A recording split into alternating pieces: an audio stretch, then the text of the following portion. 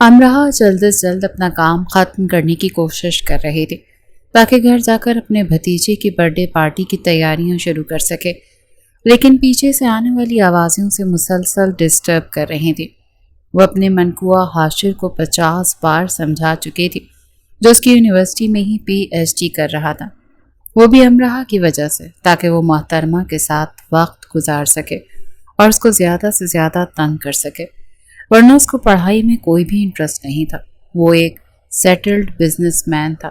امرہ کا صبر جب جواب دے دیا تو اس نے انتہائی غصے سے اپنی فائل بند کی اور حاشر کی طرف دیکھا، جو پچھلے آدھے گھنٹے سے مسلسل سیٹیاں بجا کر اس کی توجہ کو بھٹکانے کی کوشش کر رہا تھا۔ حاشر، کیا تمہارا کوئی گھر نہیں ہے؟ کیوں یہاں پر بیٹھ کر میرا خون جلا رہے ہو؟ امرہ نے دانت پیستے ہوئے کہا تو حاشر نے اپنی بھویں اچکائیں اور بالکل اسی کے لہجے میں بولا جس میں امرہ نے بات کی تھی۔ حاشر، کیا تمہارا کوئی گھر بار نہیں ہے؟ کیوں یہاں بیٹھ کر میرا خون جلا رہے ہو؟ تو امرہ کی آنکھیں حیرت سے پھیل گئیں۔ یہ کیا بدتمیزی ہے؟ میری نقل کیوں اتار رہے ہو؟ حاشر نے معصومیت سے گردن گھمائی اور مناتے ہوئے لہجے میں بولا، یہ کیا بدتمیزی ہے؟ میری نقل کیوں اتار رہے ہو؟ تو امرہ کا پارا ایک دم ہائی ہو گیا۔ اس نے ڈیسک پر ہاتھ مارا اور کھڑی ہو گئی۔ دیکھو حاشر، میں مذاق کے موڈ میں بالکل بھی نہیں ہوں۔ مجھے یہ اسائنمنٹ کل جمع کروانی ہے اور گھر میں جا کر ڈھیر سارے کام بھی کرنے ہیں۔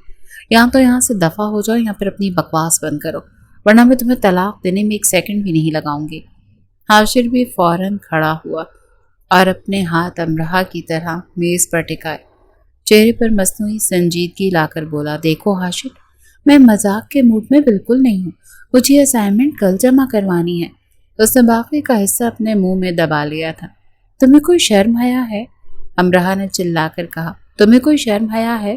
حاشر نے اسے اونچی آواز میں جواب دیا، لیکن اس کا لہجہ شرارتی تھا۔ اب امرہ کو سمجھ آ گئی کہ حاشر نے اسے باقاعدہ طور پر چڑھانے کا پروگرام بنا لیا ہے۔ اس نے گہرا سانس لیا اور خود کو پرسکون کرنے کی کوشش کی۔ اوکے، فائن، تم ایک بچپنے کا شکار انسان ہو جس کا ذہنی لیول ابھی بھی 5 سال کے بچے جیسا ہے۔ حاشر نے ایک لمحے کا وقفہ نہیں دیا اور اس بار بچوں جیسی آواز نکالتے ہوئے ویسا ہی کہا۔ تو امرہ نے غصے سے اپنا بیگ اٹھایا۔ میں جا رہی ہوں، تم یہاں بیٹھ کر دیواروں سے باتیں کرو۔ میں جا رہی ہوں، تم یہاں بیٹھ کر دیواروں سے باتیں کرو۔ حاشر نے بھی مصنوعی بیگ کاندھے پر ڈالنے کی ایکٹنگ کی اور اس کے پیچھے پیچھے چلنے لگا۔ تو امرہ تیزی سے ہال کے دروازے کی طرف بڑھی۔ حاشر لمحوں میں لمبے لمبے ڈگ بھرتا اس کا راستہ روک چکا تھا اور اس کی ناک پر انگلی رکھتے ہوئے گہرے لہجے میں بولا، میرے پیچھے مت آنا، تمہارا دماغ خراب ہو گیا ہے؟ امرہ نے ماتھے پر ہاتھ مارا۔ یہ کہہ کر وہ نکلنے ہی لگی تھی کہ اگلے ہی پل حاشر نے اس کی پیٹھ پر ہاتھ ڈال کر اسے ایک جھٹکے سے اپنے نزدیک کر لیا اور امرہ کی سانسیں یکدم ہی اٹکنے لگی تھیں۔ اس نے گیلری پر ایک نظر ڈالی جو کہ خالی ہو چکی تھی، کیونکہ امرہ کافی دیر بعد گھر واپس جا رہی تھی۔ یہ کیا بدتمیزی ہے، چھوڑو مجھے۔ اس نے دور کا ہاتھ اپنے پیٹ سے ہٹانے کی کوشش کی تو اس کے بعد ماننے کے بجائے حاشر نے اپنے اور اس کے درمیان فاصلہ مزید کم کر لیا تھا۔ حاشر، تم پاگل تو نہیں ہو گئے ہو؟ اگر کسی نے دیکھ لیا تو ہمارا تماشا بن جائے گا۔ یہ سن کر حاشر نے اس کی گردن پر اپنے لب رکھے اور گہرے لہجے میں بولا، فکر مت کرو، جہاں پر اتنے بھی کیمرے لگے ہوئے ہیں وہ کام نہیں کرتے۔ یہ کہہ کر اس کا بازو پکڑ کر اسے کھینچتا ہوا دوبارہ سے کلاس روم میں لے کر آ گیا اور اس نے ایک زوردار لات مار کر کمرے کا دروازہ بند کیا۔ اگلے ہی لمحے اسے دروازے کو لاک کر چکا تھا۔ جہاں تک یہاں پر کام کرنے والے چوکیدار کا سوال تھا تو اس نے اسے پہلے ہی خرید لیا تھا۔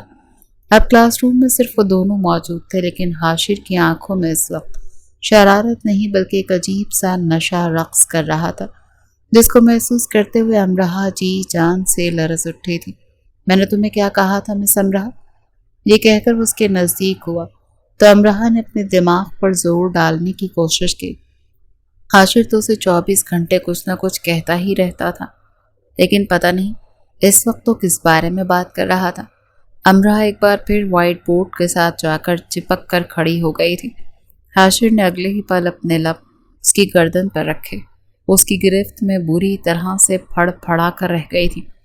میں نے تمہیں 2 چیزیں سمجھائی تھیں۔ یونیورسٹی میں تم مجھے کسی بھی لڑکے کے ساتھ گھومتی ہوئی نظر مت آنا، اور دوسری بات، جیسے ہی چھٹی ہو فوراً ہی گھر کے لیے نکلنا۔ اور تم نے میری دونوں باتیں نہیں مانی۔ امراح کو اب ساری کہانی سمجھ میں آ گئی تھی کہ وہ کیوں اس کے ساتھ کلاس روم میں دیر تک بیٹھا ہوا تھا۔ امراح نے بے ساختہ تھوک نکلا اور اپنے آپ کو کمپوز کرنے کی کوشش کی۔ دیکھو میری بات سنو، ابھی صرف ہم دونوں کا نکاح ہوا ہے، رخصتی نہیں ہوئی، اسی لیے تم مجھ پر اس طرح سے حکم نہیں چلا سکتے ہو۔ تم نے بالکل ٹھیک کہا مس امراح، میں تم پر حکم نہیں چلا سکتا، لیکن اپنا حق تو لے سکتا ہوں نا۔ یہ کہہ کر اس نے اپنا چہرہ امراح کے چہرے کے بالکل قریب کر لیا تھا۔ تم کیا کہنا چاہتے ہو؟ اسے مزید کچھ سوچنے سمجھنے کا موقع دیے بغیر اس کے ہونٹوں کو اپنی دسترس میں لے چکا تھا اور بہت ہی محبت سے اس کے ہونٹوں کو چوم رہا تھا، تو دوسری طرف امراح کی حالت بھی غیر ہونے لگی تھی۔ اس نے مضبوطی سے حاشر کی شرٹ کو اپنے ہاتھوں میں پکڑ لیا تھا۔ اس کے لیے تو اپنی ٹانگوں پر کھڑا رہنا بہت مشکل ہو رہا تھا۔ تھوڑی ہی دیر کے بعد حاشر اس سے الگ ہوا تو امراح مکمل طور پر اس کے سہارے پر کھڑی گہرے گہرے سانس لے رہی تھی۔ تم ایک بہت ہی بدتمیز انسان ہو اور تم ایک بہت ہی ضدی لڑکی ہو، وہ اسی کے انداز میں جواب دیتے ہوئے بولا۔ دوبارہ میرے کسی بھی حکم کی خلاف ورزی کرنے کی کوشش کی نا تو اس سے بھی بڑی سزا دوں گا۔ یہ کہہ کر حاشر نے اس کی دھڑکنوں کو اپنی دسترس میں لیا اور انہیں بے رحمی سے مسلنے لگا، تو امراح کے لبوں سے سسکیاں نکلنے لگی تھیں۔ وہ ایک ہی جھٹکے سے اسے الگ ہوئی اور دروازے کے قریب جا کر اسے خون خوار انداز میں گھورنے لگی۔ میں دادا جان سے جا کر تمہاری شکایت لگاؤں گی۔ تمہیں امریکہ سے واپس آنا ہی نہیں چاہیے تھا، اور اگر آ ہی گئے تو میری یونیورسٹی میں ایڈمیشن نہیں لینا چاہیے تھا۔ جب سے تم آئے ہو میری زندگی عذاب ہو گئی ہے۔ حاشر نے یہ سن کر لاپرواہی سے کاندھے اچکا دیے۔ آپ کی ان تعریفوں کا بہت شکریہ، میں جانتا ہوں ان کے پیچھے کس قدر محبت چھپی ہے۔ وہ پھر سے اس کی طرف بڑھا تو وہ جلدی سے لاک کھول کر باہر کی طرف بھاگ گئی، جبکہ حاشر پیچھے کھڑا دل فریب انداز میں مسکرا دیا تھا۔ میری جان من، آخر کب تک مجھ سے دور بھاگو گی؟ اس نے دل ہی دل میں اپنے آپ سے مخاطب ہوتے ہوئے کہا۔ امراح جب باہر پہنچی تو وہاں پر اس کا ڈرائیور موجود نہیں تھا۔ یا میرے اللہ، اب یہ چاچا بخشو کہاں پر رہ گئے؟ لگتا ہے آج کا دن ہی خراب ہے۔ وہ ابھی کھڑی اسی بارے میں سوچ رہی تھی کہ حاشر پھر سے اس کے نزدیک پہنچ گیا۔ چلو آؤ، میں تمہیں گھر تک ڈراپ کر دیتا ہوں اور راستے میں آئس کریم بھی لے کر دوں گا۔ امراح نے اسے کھا جانے والی انداز میں دیکھا۔ مجھے تم پر یقین نہیں۔ حاشر تو اس کی باتوں سے ذرا بھی فرق نہیں پڑتا تھا، اسی لیے ابھی بھی نظر انداز کرتے اپنی گاڑی کے سامنے کھڑی کرتے اسے بیٹھنے کا اشارہ کرنے لگا۔ مرتی کیا نہ کرتی کہ مصداق امراح نے احسان کرنے والے انداز میں اس کی گاڑی کا دروازہ زور سے کھول کر بند کیا، اس کے اس انداز پر مسکرا دیا۔ اچانک اس نے گاڑی کو زور سے بریک لگائے، اس سے پہلے کہ وہ ڈیش بورڈ سے جا کر ٹکراتی۔ حاشر نے آگے بڑھ کر اس کے سینے پر ہاتھ رکھ کر اسے ہلکا سے پیچھے کی طرف دھکیلا۔ امراح کی سانسیں ایک بار پھر سے اتھل پتھل ہونے لگی تھی۔ حاشر نے اس کے چہرے پر آئے ہوئے حیا کے رنگ دیکھے تو فوراً سے صفائی پیش کرتے ہوئے بولا، اس بار میں بس تمہاری مدد کرنا چاہتا تھا۔ پہلے میں نے تمہیں سمجھایا ہوا ہے کہ سیٹ بیلٹ باندھ لیا کرو۔ امراح نے اس بار کوئی جواب نہیں دیا تھا، بلکہ خاموشی سے سیٹ بیلٹ باندھنے لگی تھی۔ حاشر کی شخصیت اسے دھوپ چھاؤں سی لگتی تھی۔ کبھی وہ اچانک ہی مہربان ہو جاتا، کبھی بہت زیادہ محبت کرنے لگتا تھا تو کبھی ظالم بن جاتا، کبھی وہ شرارتوں سے اسے تنگ کرتا تھا اور کبھی حد سے زیادہ سنجیدہ ہو جاتا تھا۔ وہ شخص امراح کی سمجھ سے بالکل باہر تھا۔ ابھی بھی حاشر نے جیسے ہی اس کے گھر کے پورچ میں گاڑی روکی، بہت تیزی سے اندرونی حصے کی طرف بھاگے تھے، جبکہ اس کی سپیڈ پر بھی کھل کھلا کر ہنس دیا۔ امراح جب سے اپنے کمرے میں آئی تھی، جلے پیر کی بلی بنی گھوم رہی تھی۔ اس کا بس نہیں چل رہا تھا کہ وہ حاشر کا کچومر بنا دے۔ اسے کزن فضا جو کہ اس کے ساتھ روم شیئر کرتی تھی، اس کی باتیں سن کر اپنے کانوں میں انگلیاں دیتے ہوئے بولی، اس طرح سے واویلا مچانے سے کچھ بھی نہیں ہوگا۔ اگر تم کچھ کرنا چاہتی ہو تو اس کی زندگی کو جہنم بنا دو۔ یہ سن کر امراح کی آنکھیں چمکی۔ تم بالکل ٹھیک کہہ رہی ہو۔ وہ شخص مجھے جتنا تنگ کرتا ہے نا، میں اب اسے اس سے ڈبل تنگ کروں گی۔ اب اگر میں نے اسے تگنی کا ناچ نہ نچایا اور اسے واپس امریکہ بھیجنے پر مجبور نہ کیا تو میرا نام بھی امرہ خان زادہ نہیں۔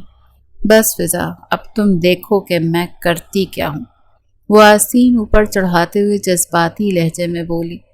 رات کے وقت برتھ ڈے پارٹی سٹارٹ ہونے سے 15 منٹ پہلے ہی وہ حاشر کے گھر پہنچ چکے تھے۔ تب اسے پتہ چلا کہ وہ اپنے گھر میں موجود نہیں بلکہ دوستوں کے ساتھ گھومنے کے لیے گیا ہوا ہے۔ یہ سن کر امرہ کے لبوں پر ایک دل فریب سی مسکراہٹ پھیل گئی۔ اب آئے گا مزہ۔ اس نے اپنے ہاتھوں میں کالی مرچوں کی ڈبی اٹھا رکھی تھی جو وہ حاشر کے شیمپو میں ڈالنے کا ارادہ رکھتی تھی۔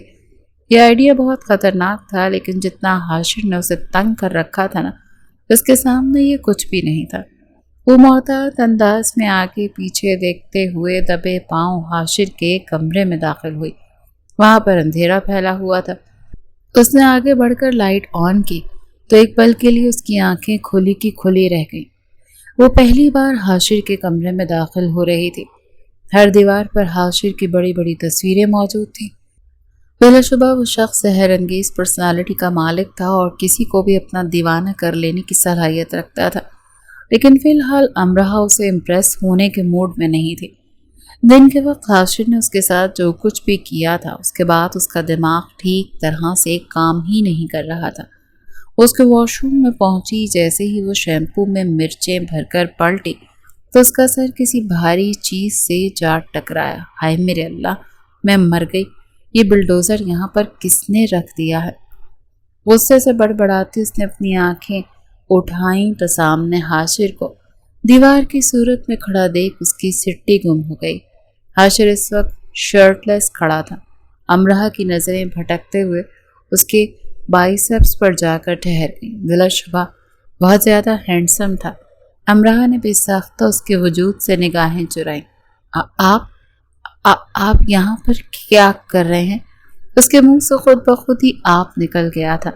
حاشر نے اس کے بالوں کی لٹ کو اپنی انگلی کے گرد گھمایا اور گہرے انداز میں کہا، یہ سوال تو مجھے تم سے پوچھنا چاہیے تھا کہ تم یہاں پر کیا کر رہی ہو؟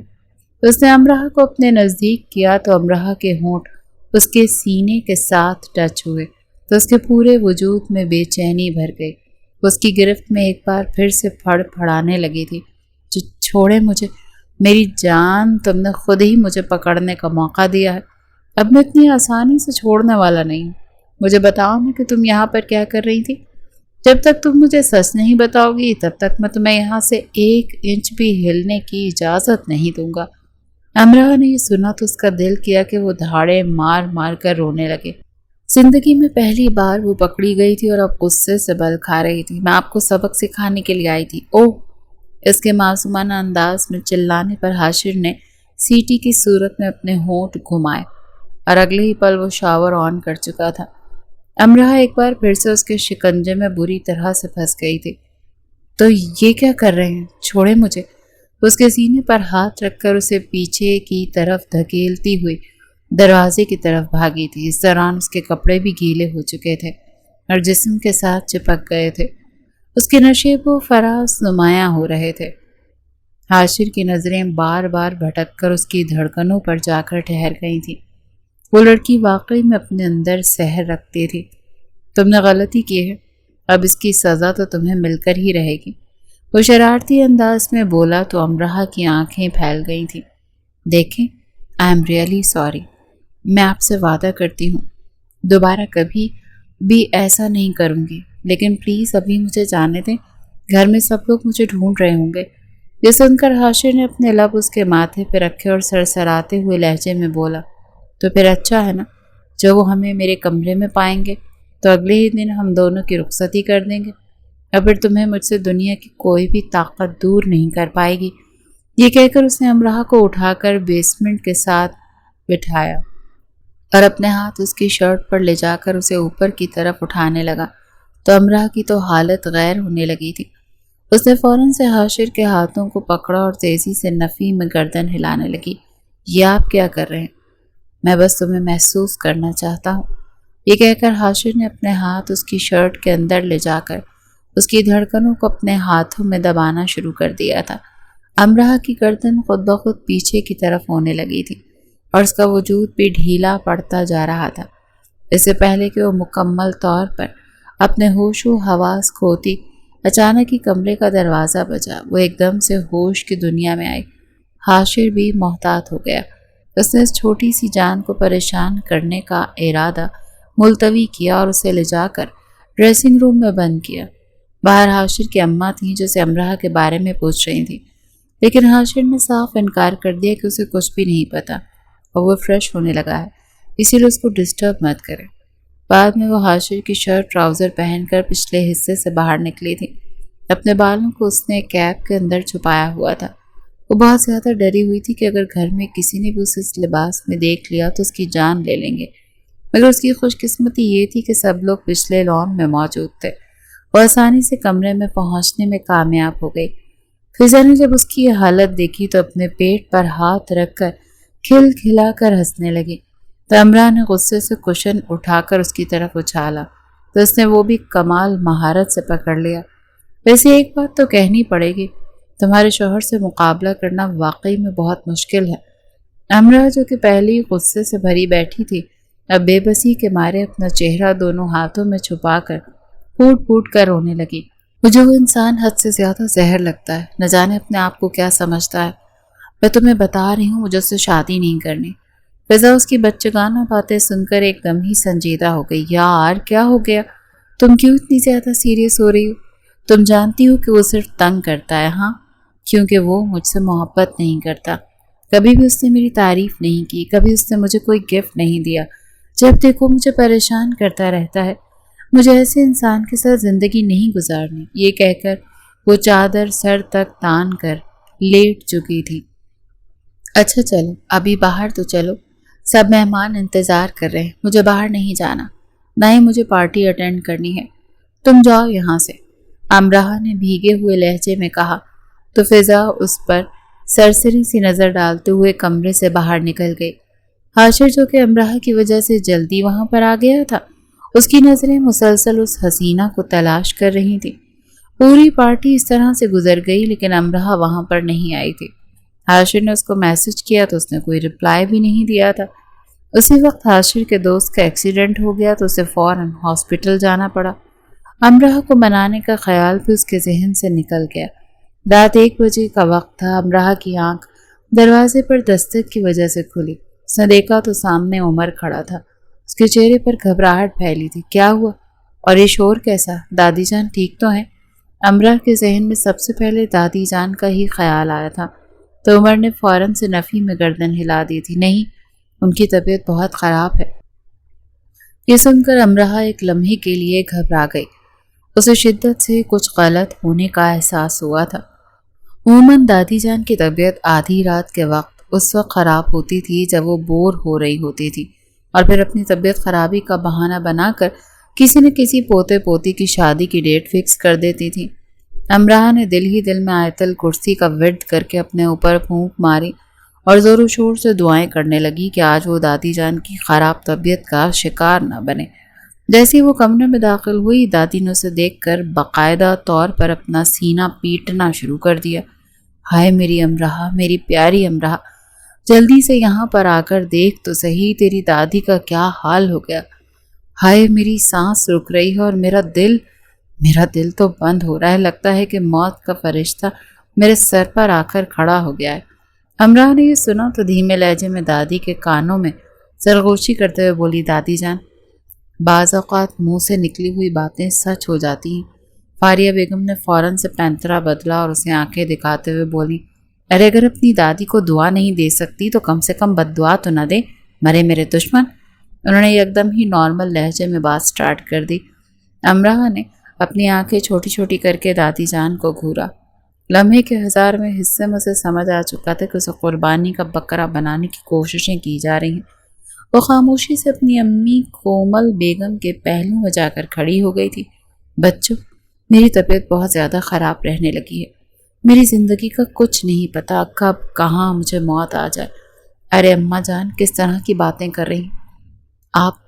اللہ نہ کرے کہ آپ کو کچھ ہو۔ فیروز صاحب جو کہ ان سب سے بڑے بیٹے تھے، فوراً ہی ان کے پاس بیٹھ کر ان کا ہاتھ اپنے ہاتھوں میں لیتے ہوئے بولے، दादी जान एक्टिंग की मलिका थी। उन्होंने फौरन ही अपनी आंखें आंसुओं से भर लीं। मैं चाहती हूँ मेरी ज़िंदगी में मेरी अमराह और मेरे हाशिर की रुखसती हो जाए। मैं इनकी शादी अपनी आंखों से देखना चाहती हूँ। अमराह को लगा था कि किसी ने सातों आसमान उसके सर के ऊपर गिरा दिया हो। उसने बेसाख्ता नफ़ी में गर्दन हिला दी। मुझे उस शख्स से शादी नहीं करनी। मैं आप लोगों को पहले ही एडवांस में बता रही हूँ। उसने इतना ही कहा था कि दादी ने फिर से अपना सीना पीटना शुरू कर दिया था। हाय मेरे अल्लाह, ये मैं क्या सुन रही हूँ। हाय फिरोज़, इसको चुप करवाओ, मेरा दिल बंद हो जाएगा। हाय फिरोज़। फिरोज़ साहब खूनख्वार अंदाज में अपनी भतीजी को घूरा। तुम यहाँ से बाहर जाओ, इस वक्त बड़े बात कर रहे हैं। अमराह ने कुछ कहने के लिए लब खोले ही थे कि उमर उसका बाजू पकड़कर उसे घसीटता हुआ कमरे से लेकर बाहर आ गया था। अब रोने की बारी अमराह की थी। देखो उमर, मैं तुम्हें बता रही हूँ, मुझे उस जालिम वहशी दरिंदे से शादी नहीं करनी। मैं जहर खा लूंगी मगर उस शख्स के साथ रुखसत नहीं होंगी। उमर के चेहरे पर हैरानगी फैल गई। खानदान की सारी लड़कियां उसी से शादी करने के लिए मरी जा रही हैं। यहाँ तक कि मेरी अपनी मंगेतर 24 घंटे उसी शख्स की तारीफें करती रहती है, और अब जब वो तुम्हें बगैर मिन्नतों और दुआओं के मिल रहा है, तुम्हें तो शुक्र अदा करना चाहिए। ये सुनकर अमराह ने अपना पाँव जोर से उसके पाँव पे मारा। तुम इन उम्मीदवारों के नाम लो जो उसके पीछे पागल हैं। मैं उन्हें मुफ्त में भी देने के लिए तैयार हूँ, बस मुझे ये शख्स नहीं चाहिए। बच्चों, अब तो तुम्हारा कुछ नहीं हो सकता। दादी ने एक बार फिर से ड्रामा लगाया और अब ड्रामा उस वक्त तक चलता रहेगा जब तक कि तुम दोनों की रुखसती नहीं हो जाती। चलो, इस बहाने खानदान में कोई फंक्शन तो आएगा। अमराह ने कुशन उठाकर जोर से उसके सर पे मारा। थोड़ी ही देर में फैमिली डॉक्टर वहां पहुंच गए और उसके साथ ही दादी जान की तबीयत संभल गई। सारे घर वाले दादी के कमरे से बाहर आ चुके थे और इस वक्त लाउंज में महफिल सजा कर बैठे हुए थे। फारूक साहब भी वहीं पर ही मौजूद थे और अपने बेटे हाशिर को मुसलसल कॉल्स कर रहे थे, लेकिन उसका नंबर बंद जा रहा था। वो हॉस्पिटल में अपने दोस्त की तीमारदारी कर रहा था और इधर अमराह का बस नहीं चल रहा था कि वो अपने बाल जोर जोर से खींच कर गंजी हो जाए। शायद इसी बहाने हाशिर उससे शादी से इनकार कर दे और फिर वही फैसला हुआ जिसका डर था। अगले ही हफ्ते उन दोनों की रुखसती की डेट फाइनल हो गई। या मेरे अल्लाह, मुझे सब्र अजीम अता फरमा, इसने सब लोगों की मौजूदगी में ऊंची आवाज़ में चिल्लाते हुए कहा, लेकिन किसी ने भी उसकी तरफ तवज्जो देना ज़रूरी नहीं समझा और यहीं पर ही अमराह को अपनी अहमियत का एहसास भी हो गया था। कमरे में जाने के फ़ौरन बाद उसने हाशिर को कॉल्स मिलानी शुरू की। रात के 3 बजे जब हाशिर ने अपना मोबाइल ऑन किया तो अमराह की तरफ से सैकड़ों कॉल्स देखकर परेशान हो गया। उसने फ़ौरन ही कॉल बैक की। अमराह, जो कि फ़ोन हाथ में लेकर बैठी हुई थी, चिल्लाते हुए बोली, तुम अभी और इसी वक्त इस रुखसती से इनकार कर दो। मैं अभी इस सब के लिए ज़हनी तौर पर तैयार नहीं हूँ। कौन सी रुखसती की बात कर रही हो तुम? हाशिर को कुछ भी समझ में नहीं आ रहा था। तो अमराह ने जब उसे सारी कहानी बताई तो उसके लबों पर पुरस्कार सी मुस्कुराहट फैल गई। वाह दादी जान, कितनी अच्छी है ना। मेरा दिल कर रहा है कि मैं उनका चेहरा चूम डालूं। अमराह ने ये सुना तो मजीद तप गई। देखो हाशिर, मैं तुम्हें आखिरी वार्निंग दे रही हूँ, या तो इस शादी से इनकार करो या फिर तैयार हो जाओ, क्योंकि मैं तुम्हारी ज़िंदगी को जहन्नुम बना दूंगी। मैं तुम्हारा वो हाल करूंगी ना कि तुम मेरा नाम सुनकर ही कांपने लगोगे। मेरी जान, घर में बैठकर बड़ी बड़ी बातें तो मैं भी कर सकता हूँ, मानूंगा तो मैं तुम्हें उस वक्त जब तुम ये सब कुछ करके दिखाओगी। चलो फिलहाल सो जाओ, आराम करो, काफ़ी लेट हो गया है, सुबह तुमने यूनिवर्सिटी भी जाना है। ये कहकर हाशिर ने कॉल काट दी, जबकि वो एक बार फिर बल खा कर रह गई थी। मुझे इस इंसान से शादी नहीं करनी जिसमें मेरी कदर ही नहीं। इसने तो सारी ज़िंदगी मुझे अपनी मुलाजमा बनाकर रखना है। वो बाकायदा तौर पर सिसकियों के साथ रो रही थी। फिजा तंग होकर अपना तकिया उठाकर बाहर चली गई। अगली सुबह जब अमराह नाश्ते की टेबल पर गई तो दादी जान डबल रोटी के साथ जैम लगाकर खा रही थी और उनका चेहरा बहुत ही हशाश बशाश था। यूँ लग रहा था जैसे कल तो कुछ हुआ ही नहीं। अमराह को देखकर उन्हें फ़ौरन से जैम उसकी तरफ बढ़ा दी। दादी जान, आपकी तबीयत ठीक हो गई है? यानी इसका मतलब है कि अभी रुखसत ही कैंसिल हो सकती है? अमराह ने जैसे ही कहा تو دادی نے پھر سے اپنے سینے کو تھام لیا تھا۔ فیروز بیٹا، مجھے پھر سے اپنے سینے میں درد کی ٹیسیں اٹھتی محسوس ہو رہی ہیں۔ کیا تم مجھے آج ڈاکٹر کے پاس لے جاؤ گے؟ فیروز صاحب نے اپنی ماں کو جواب دینے سے پہلے خون خوار انداز میں امراہ کو گھورا تھا، جو کہ کھسیانی سی ہنسی ہنس کر ناشتہ کیے بغیر ہی کمرے سے باہر نکل گئی تھی۔ اب جو کچھ بھی کرنا تھا امراہ بیگم، وہ تم نے خود ہی کرنا ہے۔ کسی طرح سے بس تم نے اس شادی کو روکنا ہے۔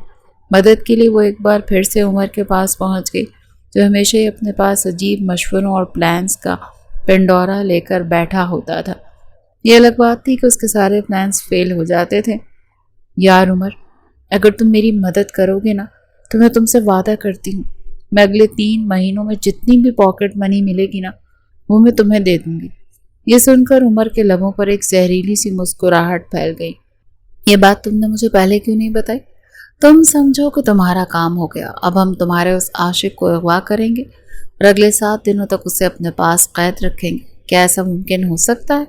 امراہ نے چہکتے ہوئے کہا۔ میڈم صاحبہ، اس دنیا میں کچھ بھی ممکن ہو سکتا ہے، بس آپ کو مجھ پر یقین کرنا ہوگا اور ایڈوانس میں پیسے میرے حوالے کرنے ہوں گے۔ یہ کہہ کر عمر نے سارے دانتوں کی نمائش کی تو بس اس کو گھور کر رہ گئی اور اگلے کچھ ہی منٹوں میں وہ اسے مہینے کی پاکٹ منی عمر کے اکاؤنٹ میں ٹرانسفر کر چکی تھی۔ اسے بہت زیادہ رونا بھی آ رہا تھا، لیکن پیسوں سے بھی زیادہ ضروری حاشر جیسی شخصیت سے جان چھڑوانا تھا۔ لیکن اس کو اغوا کرے گا کون؟ امراہ نے انتہائی معصومانہ انداز میں سوال کیا۔ ظاہری سی بات ہے، ہم دونوں کریں گے، تمہیں اپنے آپ پر یقین ہونا چاہیے۔ عمر نے یہ کہہ کر اس کے کاندھوں کو تھپکایا۔ تمہارے پاس اس کے حوالے سے کوئی پلان موجود ہے؟ امراہ نے آنکھیں چھوٹی چھوٹی کر کے اس سے سوال کیا تو عمر نے پورے زور و شور کے ساتھ ہاں میں گردن ہلا دی۔ میرے پاس ہمیشہ ہی پلانز موجود ہوتے ہیں، بس رات کو تم تیار ہو جانا، تب تک میں کسی پسٹل کا بندوبست کرتا ہوں۔ ہم آدھی رات کے وقت ہی اس کی گاڑی روکیں گے اور اس کے سر پر پسٹل تان کر اسے بے ہوش کر کے اپنی گاڑی میں ڈالیں گے۔ عمر بہت زیادہ اوور کانفیڈنٹ لگ رہا تھا، اسی لیے امراہ بھی تھوڑی سی پرسکون ہو گئی۔ اسے یقین تھا کہ وہ دونوں اپنے اس منصوبے میں کامیاب ہو ہی جائیں گے۔ حاشر امراہ کے تایا جان کا بیٹا تھا، جنہوں نے اپنی زندگی کے 18 سال ملک سے باہر گزارے تھے۔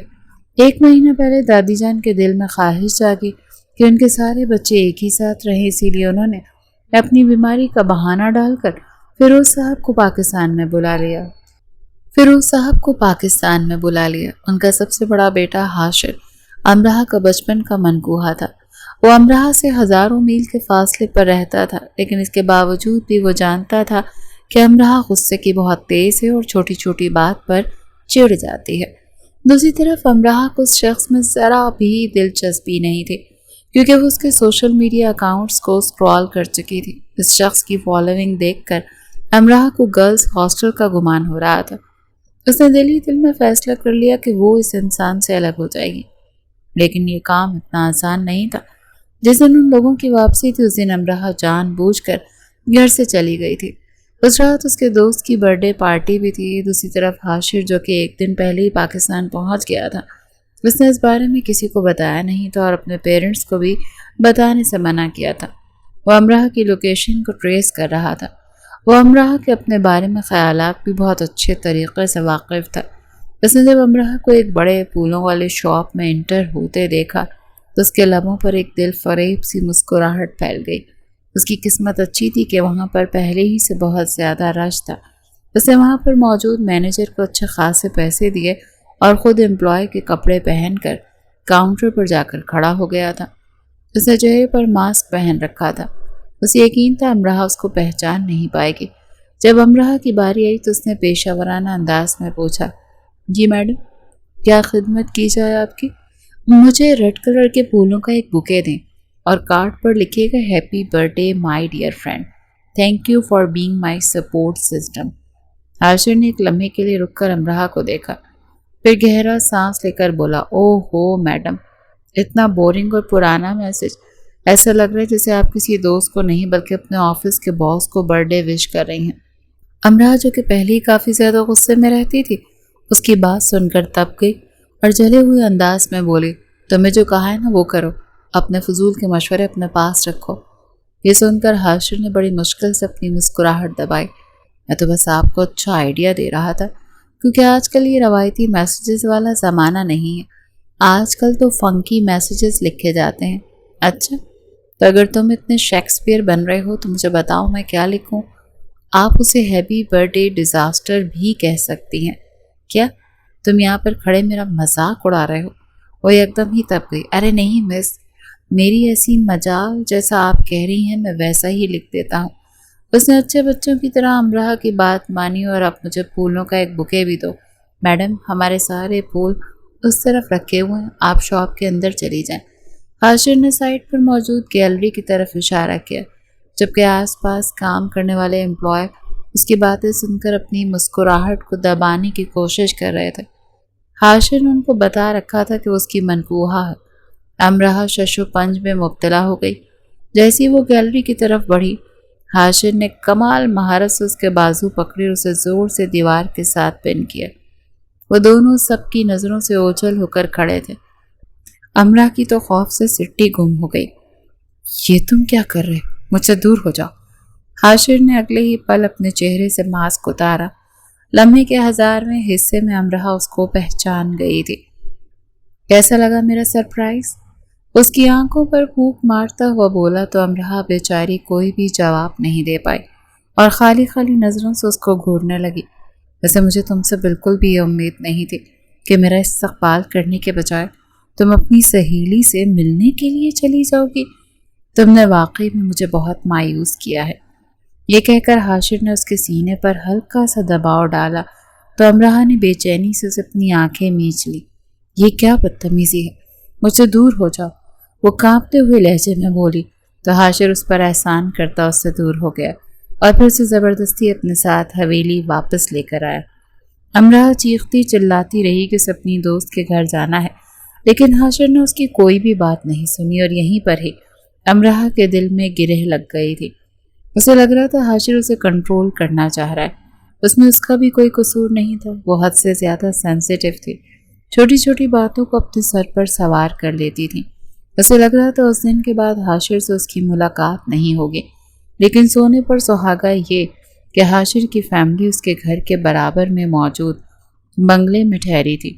اور صرف یہی نہیں بلکہ حاشر نے آگے اس کی یونیورسٹی سے ہی پی ایچ ڈی کرنے کا فیصلہ کیا۔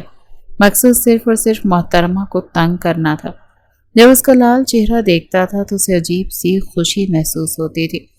اس کا بس نہیں چلتا تھا کہ وہ اس ننھی سی جان کو کچا چبا جائے، اور ادھر امراہ کو لگتا تھا کہ وہ اسے کٹ پتلی بنانا چاہتا ہے۔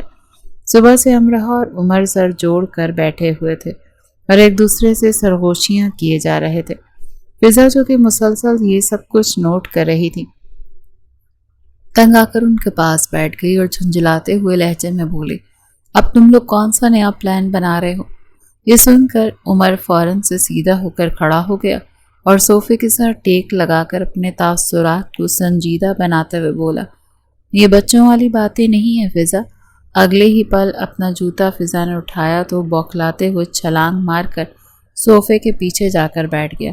اب کی بار فضا کے لبوں پر ایک دل فریب سی مسکراہٹ پھیل گئی، کیونکہ وہ عمر سے پورے 3 سال بڑی تھی۔ چلو شاباش امراہ، اس نالائق کو چھوڑو، تم مجھے بتاؤ تم لوگوں کے ذہن میں چل کیا رہا ہے؟ وہ کچھ بھی نہیں فضا، ہم تو بس ویسے ہی ایک دوسرے کے ساتھ شادی کی تیاریوں کے حوالے سے ہی باتیں کر رہے ہیں۔ اس سے پہلے کہ وہ مزید کوئی بہانہ بناتی عمر لالچی انداز میں بولا، اگر ہم تمہیں بتا دیں تو بدلے میں ہمیں کیا ملے گا؟ فضا جانتی تھی عمر کو خریدنا بہت ہی آسان ہے، میں تمہیں 20,000 دوں گی، کیونکہ فی الحال میرے پاس صرف اتنے ہی پیسے پڑے ہوئے ہیں۔ یہ سننے کی دیر تھی کہ عمر خوشی سے چہکنے لگا تھا۔ پہلے سے پیسے میرے اکاؤنٹ میں ٹرانسفر کرو۔ امراہ نے اسے خاموش کروانے کی کوشش کی، لیکن عمر نے ہاتھ اٹھا کر اسے چپ کروا دیا۔ اس کی آنکھوں میں دیکھتے ہوئے بولا، جتنے زیادہ لوگ ہوں گے کام اتنا ہی آسان ہو جائے گا۔ میں اس کے سر پر جا کر پسٹل رکھوں گا، تم اس کی آنکھوں پر پٹی باندھنا اور فضا اس کے ہاتھوں کو باندھے گی، پھر اس کے بعد میں اس کو بے ہوش کر دوں گا۔ تم لوگ کس کو اغوا کرنے کے بارے میں سوچ رہے ہو؟ فضا نے حیرت سے سوال کیا تو دونوں نے یک زبان ہو کر حاشر خان زادہ کا نام لیا۔ اب کی بار فضا اپنے پیٹ پر ہاتھ رکھ کر کھل کھلا کر ہنسنے لگی۔ تم پاگل تو نہیں ہو گئی ہو؟ اس طرح سے کیوں ہنس رہی ہو؟ عمر برا منا گیا۔ فضا نے بمشکل اپنی ہنسی کو بریک لگایا اور ٹھہرے ہوئے لہجے میں بولی، میری مانو تو باز آ جاؤ ورنہ تم لوگ بہت برے پھنسو گے۔ یہ کہہ کر وہ وہاں سے اٹھ کر چلی گئی۔ امراہ نے عمر کو زور سے مکے مارنا شروع کر دیے۔ تمہیں اسے بتانا ہی نہیں چاہیے تھا۔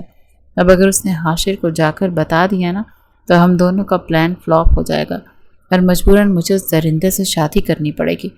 اس نے اپنا سر دونوں ہاتھوں میں گرا لیا تھا، جبکہ عمر پر سوچ انداز میں اس کے جھکے ہوئے سر کو دیکھتے ہوئے بولا، ویسے مجھے بتاؤ کہ اس شخص نے آخر تمہارے ساتھ ایسا کیا کر دیا جو تم اسے اتنی زیادہ ڈری ہوئی ہو؟ تو امراہ نے جھٹکے سے گردن اٹھائی اور اسے کھا جانے والے انداز میں دیکھا۔ یہ پرسنل باتیں ہیں جو میں تم سے شیئر نہیں کر سکتی۔ اوہ آئی سی، خیر تم فکر مت کرو، میں فضا کو بھی سمجھا کر آتا ہوں، سب کچھ ٹھیک ہو جائے گا۔ امراہ بس عمر کی پشت کو گھور کر رہ گئی، جس کے پاس حاشر سے جان چھڑوانے کا آخری طریقہ تھا۔ وہ دل ہی دل میں بہت زیادہ دعائیں مانگ رہی تھی۔ رات 8 بجے وہ دونوں حویلی سے تھوڑے ہی فاصلے پر جا کر کھڑے ہو گئے۔ یوں تو حویلی میں آنے کے 2 ہی راستے تھے اور اب وہ دونوں زور و شور سے دعائیں کر رہے تھے کہ اللہ کرے حاشر اس راستے سے ہی آئے۔ اگر وہ دوسرے راستے سے آ جاتا تو ان دونوں کا پلان فلاپ ہو جاتا۔ امراہ نے اپنے چہرے پر ماسک لگایا ہوا تھا اور بلیک کلر کا ہی ایک سوٹ زیب تن کیا ہوا تھا۔ اس نے اپنی آنکھوں پر چشمہ بھی چڑھایا ہوا تھا تاکہ وہ کسی بھی طرح سے پہچانی نہ جائے۔ دوسری طرف عمر نے بھی اسی طرح سے اپنے آپ کو مکمل طور پر کور کیا ہوا تھا۔ وہ دونوں اندھیرے میں کھڑے اندھیرے کا ہی حصہ لگ رہے تھے کہ اچانک انہیں فضا کی آواز سنائی دی جو پھولی ہوئی سانسوں کے ساتھ وہاں پر آئی تھی۔ جیسے مجھے پتا ہے تم دونوں پکڑے جاؤ گے، لیکن پھر بھی میں اس ایڈونچر میں تم دونوں کی مدد کروں گی۔ وہ کافی زیادہ ایکسائٹڈ لگ رہی تھی۔ فضا فکر مندی سے امراہ کے کالے چشمے کو دیکھ رہی تھی اور وہ 100% یقین کے ساتھ یہ بات کہہ سکتی تھی کہ اس چشمے سے اسے کچھ بھی نظر نہیں آتا۔ فضا نے اپنی انگلیاں اس کے سامنے لہرائیں اور مسکراتے ہوئے لہجے میں بولی، امراہ مجھے بتاؤ یہ کتنی انگلیاں ہیں؟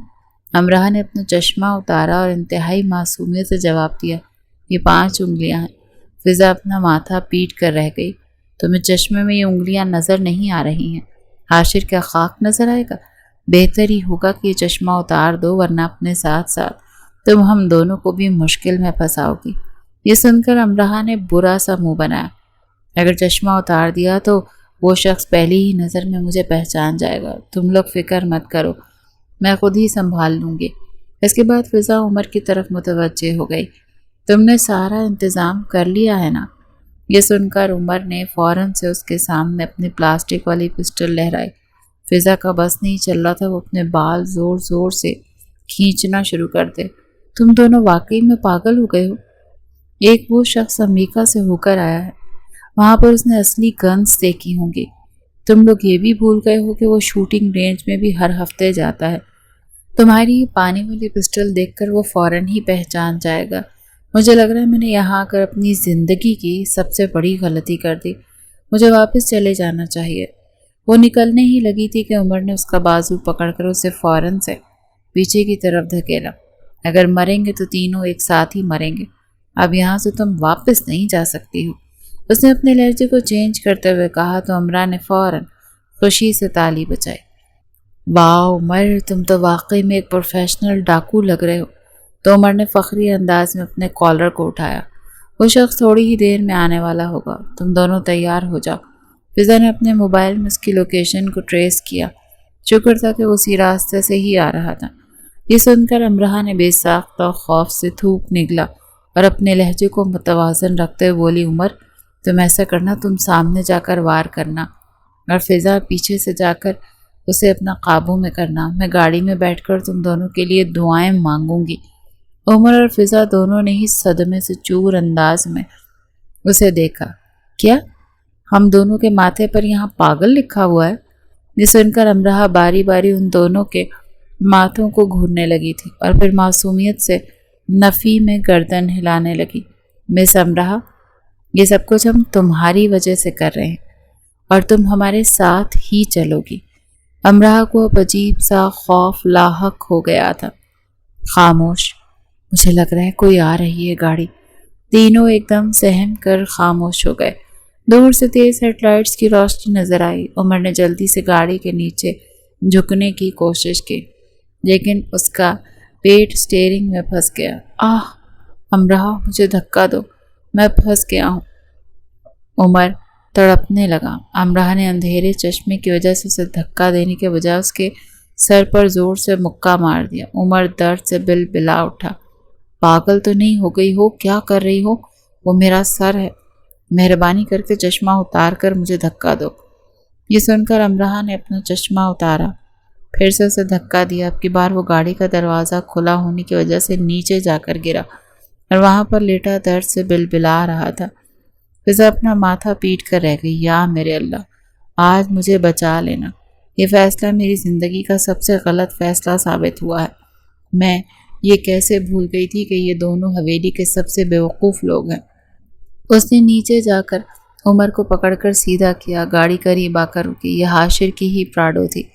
حاشر گاڑی کے اندر بیٹھا یہ سب تماشا دیکھ رہا تھا۔ اسے اپنی گاڑی کے شیشے سے صاف نظر آ رہا تھا کہ سامنے والی کھٹارا گاڑی میں 3 لوگ آپس میں کشتی لڑ رہے ہیں۔ اسے ان تینوں کو پہچاننے میں 1 سیکنڈ نہیں لگا۔ واہ دادی جان، مان گیا آپ کی پسند کو۔ میری منکوہا تو گینگسٹر نکلی۔ حاشر نے لبوں پر مسکراہٹ سجاتے سوچا۔ اس نے گاڑی کو بند کیا اور باہر نکلا، ایسے ظاہر کیا جیسے وہ بالکل بے خبر ہو۔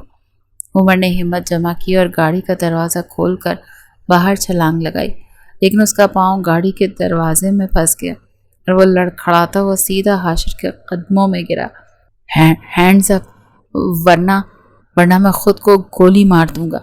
عمر نے گھبراہٹ میں پستول حاشر کے بجائے اپنی ہی کن پٹی پر رکھ دی۔ حاشر نے اپنی ہنسی ضبط کی اور سنجیدگی سے بولا، بھائی صاحب، اگر خودکشی کرنی ہے تو تھوڑا دور جا کر کریں، اپنے ساتھ ساتھ مجھے کیوں پھنسانا چاہتے ہیں؟ امراہ اور فضا بھی باہر نکل آئیں۔ امراہ نے وہ پیاز والی بوری کو اپنے سینے سے لگایا ہوا تھا جس میں وہ حاشر کو ڈالنے کا ارادہ رکھتی تھی۔ وہ اندھیرے میں حاشر کی طرف بڑھی، لیکن چشمے کی وجہ سے اسے کچھ بھی ٹھیک سے نظر نہیں آ رہا تھا کہ وہ وہاں پر کہاں جا رہی ہو۔ یہاں پر آؤ، عمر نے چلاتے ہوئے کہا تو اس نے اپنے قدم پھر سے سائڈ کی طرف بڑھا لیے تھے۔ اگلے ہی پل وہ ٹھوکر لگنے کی وجہ سے منہ کے بل زمین پر گری۔ آہ بچاؤ، میں کھائی میں گر گئی ہوں، کوئی مجھے بچاؤ، میں مرنا نہیں چاہتی۔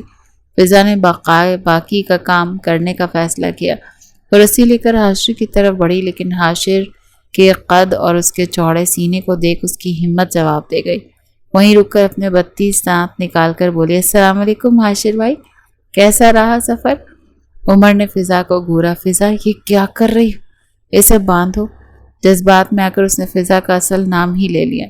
حاشر نے عمر کے ہاتھ سے وہ پانی والا پستول لیا، اسے غور سے دیکھا۔ یار عمر، یہ تھوڑا پرانا ہو گیا، کل حویلی آنا، میں تمہیں نئی والی دلا دوں گا جس میں لائٹس بھی جلتی ہیں۔ عمر کا منہ کھلا کا کھلا رہ گیا۔ تم نے ہمیں پہچان لیا؟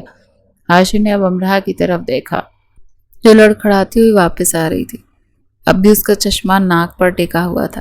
حاشر اس کے قریب گیا اور جھک کر اس کا چشمہ اتارا۔ میری جان، اغوا کرنے کے لیے دیکھنا بہت ضروری ہوتا ہے۔ یہ چشمہ اتارو گی تو میرا چہرہ نظر آئے گا نا، مجھے پہچانے بغیر کیسے تم مجھے اغوا کرو گی؟ حاشر نے اس کی آنکھوں میں دیکھ شرارت سے کہا تو امراہ کی سٹی گم ہو گئی۔ آپ کو کیسے پتا چلا کہ یہ ہم لوگ ہیں؟ کیونکہ میری جان، آپ سے زیادہ بیوقوف اس پوری دنیا میں کوئی بھی نہیں ہے۔ ویسے تم لوگوں نے کامیڈی بہت اچھی کی، قسم سے مجھے بہت زیادہ ہنسی آ رہی۔ یہ سن کر فضا نے قہقہ لگایا۔ میں نے کہا تھا امراہ، یہ حاشر خانزادہ ہے، کوئی گلی کا بچہ نہیں جو تمہارے پیاز والی بوری میں آ جائے گا۔ حاشر نے امراہ کے گال کو ہلکا سا چھوا۔ ویسے آئیڈیا برا نہیں تھا، اگر تم پیار سے کہتی تو میں خود ہی اس بورے میں بیٹھ جاتا۔ اب چلو حویلی واپس چلو، کافی رات ہو گئی ہے۔ امراہ کا چہرہ غصے اور شرمندگی سے لال ہو گیا۔ میں نہیں جا رہی تمہارے ساتھ، تم جاؤ یہاں سے۔ حاشر نے اسے ایک جھٹکے سے اپنی طرف کھینچا اور کاندھے پر اٹھا لیا۔ اغوا کاروں کی ایک روایت ہے امراہ، وہ اپنے شکار پر رحم نہیں کرتے۔ عمر پیچھے سے چلا، اوئے میری بہن کو نیچے اتارو۔ تو حاشر نے ہنستے ہوئے امراہ کو گاڑی میں ڈالا اور عمر کی طرف دیکھ کر بولا، عمر میاں، یہ پکڑو اپنی پستول اور گھر جا کر اس سے چڑیوں کا شکار کرو، खबरदार जो तुम लोगों ने हवेली में जाकर किसी को भी इस बारे में बताया, वरना मुझसे बुरा कोई नहीं होगा। ये कहकर वो अमराह को लेकर हवेली की तरफ बढ़ गया। दूसरी तरफ उमर ने देखा कि गाड़ी में पेट्रोल ख़त्म हो गया था। अब वो फिजा और दोनों पैदल घर वापस आ रहे थे। फिजा उसे मुसलसल गालियों से नवाज रही थी, लेकिन उमर हद से ज़्यादा ढीठ साबित हुआ था। उसके कानों पर तो जूं तक नहीं रेंग रही थी। दूसरी तरफ अमराह गाड़ी में बैठी खामोशी से बाहर देख रही थी। उसका दिल बहुत ज़्यादा उदास था। वैसे तुम मुझसे जान क्यों छुड़वाना चाहती हो, पूछ सकता हूँ? थोड़ी ही देर गुजरी तो हाशिर ने उसे संजीदा लहजे में सवाल किया। ये सुनकर वो एकदम भड़क उठी थी। क्योंकि मैं आपको पसंद नहीं करती। मुझे नापसंद करने की कोई एक वजह? हाशिर ने एक झटके से गाड़ी रोक ली। आज उसकी बातों को मजाक में नहीं उड़ा रहा था, बल्कि आज वो वाकई में पता लगाना चाहता था कि ऐसी कौन सी वजह है जिसकी वजह से अमराह उससे इस कदर दूर भागती है। हालांकि वो तो उसे बेतहाशा मोहब्बत करता था। उसके इस सवाल पर अमराह ने अपनी उंगलियों पर गिनना शुरू कर दिया। सबसे पहली बात तो आपकी ये जो ठरकियों वाली आदतें हैं ना, आपने अपने सोशल मीडिया अकाउंट पर इतनी ज़्यादा लड़कियों को फॉलो किया हुआ, मुझे तो वो कभी कभार गर्ल्स कॉलेज लगता है। ये सुनकर हाशिर का मुंह हैरत से खुला का खुला रह गया। और दूसरी बात, जो आप मुझ पर हर वक्त हुक्म चलाते रहते हैं, आपको लगता है मुझसे निकाह करके आपने मुझे ख़रीद लिया। 24 घंटे आप मुझे परेशान करते हैं। मैं जानती हूँ कि आप मुझे पसंद नहीं करते, लेकिन आपको ये हक भी तो नहीं पहुँचता ना कि आप मुझे तंग करें। उसने ये कहकर अपना चेहरा दोनों हाथों में छुपाकर फूट फूट कर रोना शुरू कर दिया था, जबकि हाशिर संजीदा होने की नाकाम कोशिश कर रहा था। तो तुम्हें लगता है कि इसका मतलब ये है कि मैं तुम्हें पसंद नहीं करता? हाशिर ने अपने सीने पर हाथ रखते हुए हैरत से उससे सवाल किया। तो वो ज़ोरों शोर से हाँ में गर्दन हिलाने लगी।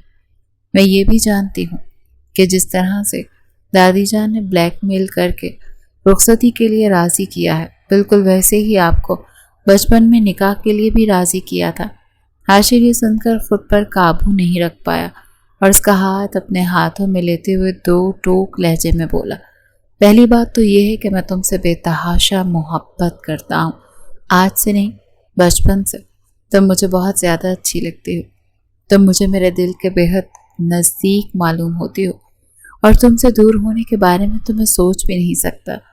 दूसरी बात यह कि जहाँ तक तुम्हें तंग करने का सवाल है, तो तुम्हारा ये फूला हुआ लाल चेहरा देखकर मुझे अजीब सी खुशी महसूस होती है।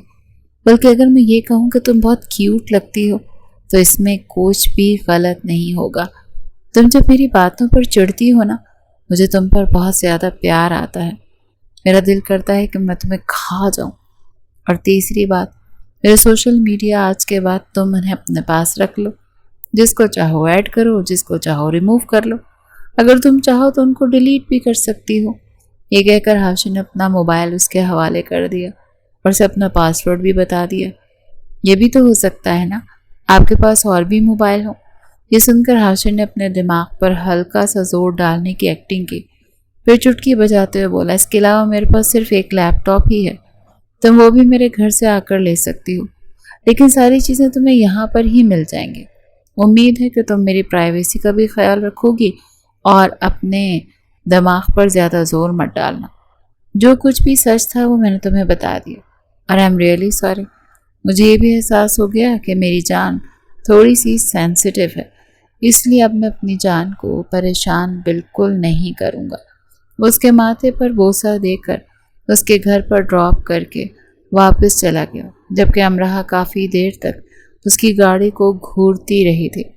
हाशिर की बातें सुनकर उसका दिल काफ़ी हद तक हल्का फुल्का हो गया था। उसने खुद से वादा किया था कि उसका मोबाइल चेक नहीं करेगी, लेकिन फिर तजस्सुस के हाथों मजबूर होकर उसने हाशिर का सारा मोबाइल कंगाला, लेकिन वहाँ पर उसे कोई भी ऐसी वैसी चीज़ नहीं मिली। और उसके सोशल मीडिया अकाउंट पर भी उसे ढेर सारी लड़कियों के मैसेजेस आए हुए थे, लेकिन उसने किसी का भी जवाब देना मुनासिब नहीं समझा था। इसके अलावा उसने मोहतरमा की चैट को भी पिन करके रखा हुआ था, जिसमें सिर्फ और सिर्फ हाशिर के मैसेजेस ही थे जो अमराह की तरफ से सीन हो चुके थे, लेकिन अमराह ने कोई जवाब देना मुनासिब नहीं समझा था। اگر وہ اپنی انا کو خاطر میں لانے کی کوشش کرتا تو اس بات کا بہت بڑا بتنگڑ بن سکتا تھا، لیکن وہ امراء کی شخصیت سے واقف تھا۔ پورا ہفتہ لگا کر اڑ گیا تھا، پر لگا کر، اور ان دونوں کی رخصتی کا دن آ گیا تھا۔ امراء دلہن بنی اس کے کمرے میں بیٹھی اس کے آنے کا انتظار کر رہی تھی۔ بہت سے زیادہ کنفیوز تھے۔ حاشر کی باتیں سوچ کر اس کے گال شرم کے مارے لال ہو رہے تھے۔ وہ رات لیٹ روم میں آیا تھا۔ امراء کو خود میں سمٹتا ہوا دیکھ کر وہ کھل کر مسکرا دیا۔ آج اس کا اس معصوم لڑکی کو تنگ کرنے کا بالکل بھی ارادہ نہیں تھا۔ وہ اس کے قریب بیٹھا اور اس کا ہاتھ اپنے ہاتھوں میں لیتے ہوئے بولا، تم بہت خوبصورت لگ رہی ہو، بے انتہا حسین۔ میں اپنے رب کا لاکھ لاکھ شکر ادا کرتا ہوں جو مجھے تم جیسی خوبصورت اور پاک دامن بیوی ملی۔ یہ سن کر امراء کا دل عجیب سے انداز میں دھڑکا۔ میں نصیحتوں میں ٹائم ضائع نہیں کرنا چاہتا، میں بس تمہیں محسوس کرنا چاہتا ہوں، تمہیں اپنے نام کرنا چاہتا ہوں۔ یہ کہہ کر وہ اس کے ذرا سے نزدیک ہوا اور اس کے سر سے دوپٹہ اتارنے لگا، جس دوران امراء کے ہاتھ اس کے کاندھے پر جمے ہوئے تھے۔ اس نے ہمت کر کے اپنی نگاہیں اٹھائیں اور حاشر کی آنکھوں میں دیکھتے ہوئے بولی، آئی ایم ریئلی سوری، میں شاید کچھ زیادہ ہی اوور ری ایکٹ کر گئی تھی، لیکن غلطی آپ کی بھی تھی، آپ کو مجھے پریشان نہیں کرنا چاہیے تھا۔ اس کے اس معصومانہ اعتراف جرم پر حاشر نے اگلے ہی پل اپنا ہاتھ نرمی سے اس کی گردن پر رکھا، اس کے ہونٹوں کو اپنی دسترس میں لے لیا۔ وہ بہت ہی محبت سے اس کے ہونٹوں کو چوم رہا تھا، کبھی وہ اس کے اوپر والے ہونٹ کو کاٹتا تو کبھی نیچے والے ہونٹ کو چوسنے لگتا۔ اس دوران امراء کے ہاتھ اس کی کمر پر بے چینی سے حرکت کر رہے تھے۔ وہ بار بار جھٹکا کھا رہی تھی اور اس کی گود میں بیٹھنے کی کوشش کر رہی تھی۔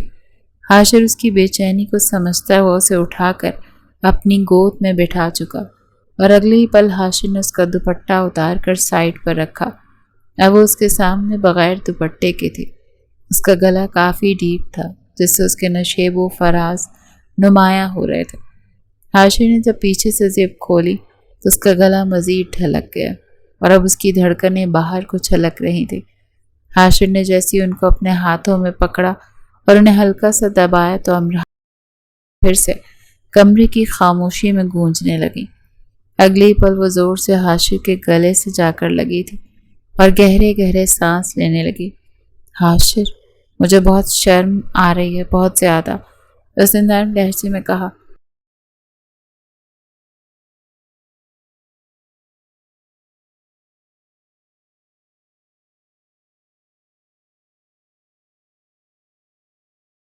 محسوس ہونے لگا تو امراء کی آنکھیں بند تھیں اور اس کے لب بھی ایک دوسرے میں بھینچے ہوئے تھے۔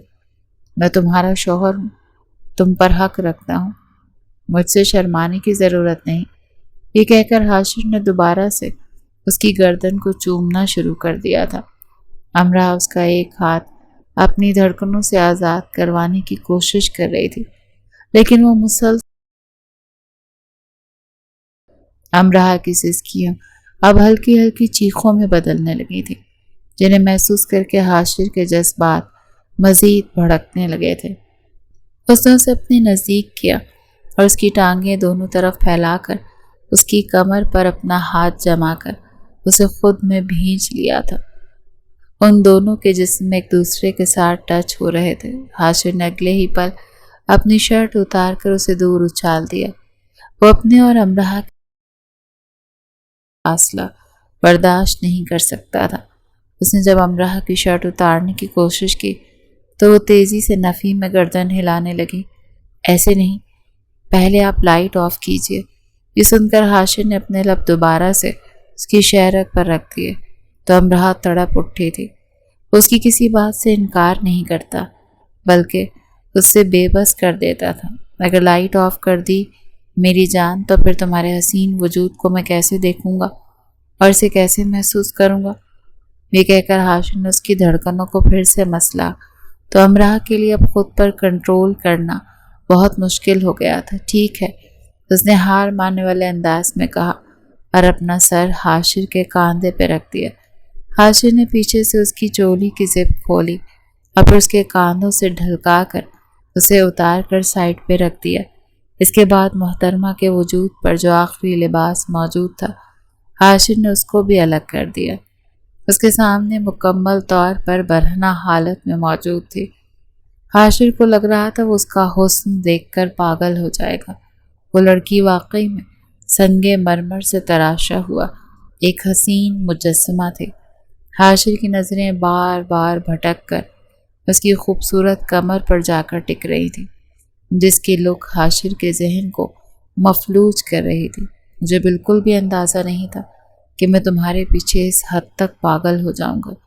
یہ کہہ کر حاشر نے اس کی کمر کو چومنا شروع کیا۔ کبھی وہ اس کے پیٹ پر انگلیاں چلاتا تو کبھی اس کی دھڑکنوں کو اپنی انگلیوں سے مسلتا۔ امراح کی سسکیاں پورے کمرے میں گونج رہی تھیں۔ اس کی حالت بہت زیادہ خراب ہونے لگی تھی۔ حاشر بس کر دیں، اس نے منت بھرے انداز میں کہا، لیکن حاشر آج رکنے والا نہیں تھا۔ وہ مکمل طور پر اس لڑکی کو اپنے اندر اتارنے والا تھا۔ کیا تم ابھی بھی مجھ سے نفرت کرتی ہو؟ اچانک ہی حاشر کو یاد آیا تو اس نے اس کی آنکھوں میں جھانکتے ہوئے بولا۔ اس کی یہ بات سن کر تھوڑی سی ڈسٹرب ہو گئی تھی۔ اس کی آنکھیں آنسوں سے بھیگ گئی۔ میں نے آپ سے پہلے بھی معافی مانگی ہے۔ میں نے آپ کو غلط سمجھا تھا۔ جہاں تک نفرت کا سوال ہے تو میں چاہ کر بھی کچھ نہیں کر سکتی۔ یہ کہہ کر اس نے اپنا ماتھا حاشر کے ماتھے کے ساتھ ٹکا دیا تو وہ مسرور ہوتا ہوا اس کے ہونٹوں کو چومنے لگا۔ اس کے بعد وہ اس کی گردن سے ہوتا ہوا جب اس کے پیٹ کے نچلے حصے کی طرف بڑھا تو امراح نے اس کی گردن کو فوراً سے پکڑا تھا، لیکن حاشر نے بہت ہی محبت سے اس کے ہاتھ اپنی گردن سے ہٹائے اور وہاں پر اپنی محبت کے نشانات چھوڑنے لگا۔ امراح ایک بار پھر سے بے چینی سے تڑپنے لگی۔ جیسے جیسے رات گزرتی چلی جا رہی تھی، حاشر اپنے آپ کو اس کے وجود میں اتارتا چلا جا رہا تھا۔ صبح جب امراح سو کر اٹھی تو اس کے احساسات اور جذبات مکمل طور پر تبدیل ہو چکے تھے۔ حاشر ابھی بھی اس کے سینے پہ سر رکھے سو رہا تھا۔ امراح نے پیار سے اس کے بالوں میں انگلیاں چلائیں اور اگلے ہی پل وہ اس کے سر کو چومنے لگی۔ حاشر جاگ رہا تھا۔ اس کے لمس کو محسوس کر کے اندر تک سرشار ہو گیا تھا۔ جیسے ہی وہ ہلکا سا کس مسایا تو وہ سیدھی ہو کر لیٹ گئی اور سونے کی ایکٹنگ کرنے لگی، لیکن حاشر جانتا تھا کہ وہ جاگ رہی ہے۔ کافی دیر تک اس کے چہرے کو دیکھتا رہا۔ امراح نے جیسے ہی آنکھیں کھولیں تو وہ اس کو ہی دیکھ رہا تھا۔ اس نے شرماتے ہوئے اپنی پلکیں جھکا لی۔ حاشر نے اسے خود میں بھر لیا۔ ولیمے کے فوراً بعد ہی وہ لوگ ہنی مون منانے کے لیے پاکستان کے شمالی علاقہ جات میں چلے گئے تھے۔ حاشر وہاں پر بھی اس کا بہت زیادہ خیال رکھتا تھا۔ وہ کوشش کرتا تھا کہ کوئی بھی ایسی بات نہ کرے جس سے امراح پریشان ہو۔ اگر وہ ذرا سی ڈسٹرب ہو جاتی تو حاشر کی جان پر بن جاتی تھی۔ اب وہ کوئی بھی ایسا مذاق نہیں کرتا تھا جس سے امراح کی دل آزاری ہو۔ امراح بھی اس کا ساتھ پا کر بہت زیادہ خوش تھی۔ اب اگر عمر یا فضا حاشر کے بارے میں کچھ کہتے تو وہ ان کو منہ توڑ جواب دیتی تھی۔ جواب میں عمر چمک کر کہتا، مت بھولو شادی سے پہلے تم اسے اغوا کرنے کا ارادہ رکھتی تھی۔ اس کے جواب میں امراح صاف مکر جاتی تھی کہ میں نے تو ایسا ویسا کچھ کیا ہی نہیں اور نہ ہی مجھے کچھ یاد ہے۔ 3 مہینوں کے بعد دادی جان کی طبیعت پھر سے خراب ہو گئی اور اس بار سب کو پتا تھا کہ اگلا شکار کوئی اور نہیں بلکہ عمر ہے۔ پہلے جو حالت امراح کی تھی اب وہی حالت عمر کی تھی، بلکہ اس سے بھی زیادہ بری تھی، کیونکہ عمر کی منگیتر اس کی پھپھو کی بیٹی تھی جس کو انگلش کے ABC بھی نہیں آتی تھی۔